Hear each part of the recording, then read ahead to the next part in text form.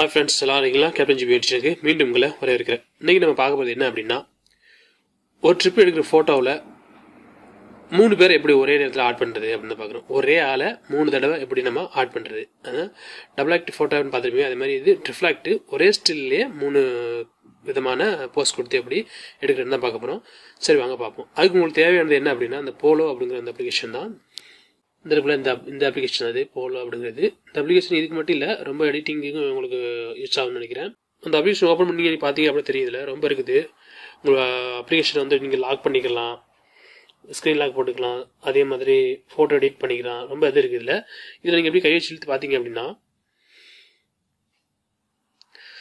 இதில் பாருங்கள் ஒரு ஆப்ஷன் இருக்குது, க்ளோன் அப்படின்னு இருக்குது. அப்புறம் ரொம்ப ஆப்ஷன் இருக்குது. இதில் நீங்கள் வந்து நம்ம க்ளோன் தான் பண்ண போகிறோம். அதனால் வந்து நான் அந்த க்ளோனுங்கிற ஆப்ஷனை ஓப்பன் பண்ணுறேன்.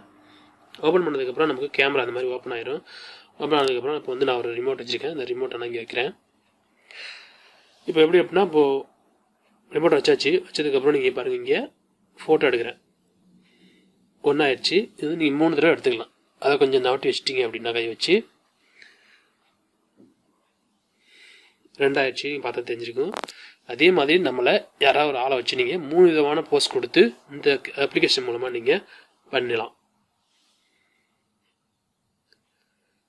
நமக்கு இப்போ 3 தடவை நான் கிளிக் பண்ணிட்டேன். 3 ஃபோட்டோ எடுத்தாச்சு. பாருங்கள், ஒரே ரிமோட்டில் நமக்கு இந்த ஒரிஜினல் ரிமோட்டு ஒரே ரிமோட்டில் நமக்கு வந்து 3 ஃபோட்டோ ஆகிப்போச்சு. இந்த மாதிரி ஈஸியாக ஒரு ஆளை வச்சு ஒரே ஸ்டில்லில் 3 விதமான போஸ்ட் கொடுத்து இந்த அப்ளிகேஷன் மூலமாக நீங்கள் எடுக்கலாம். அது மட்டும் இல்லாமல் அதில் ரொம்ப எஃபெக்ட் இருக்குது, நீங்கள் ஆட் பண்ணிக்கலாம். அவ்வளோதான் நம்மளே ஒரு நல்ல அப்ளிகேஷன்.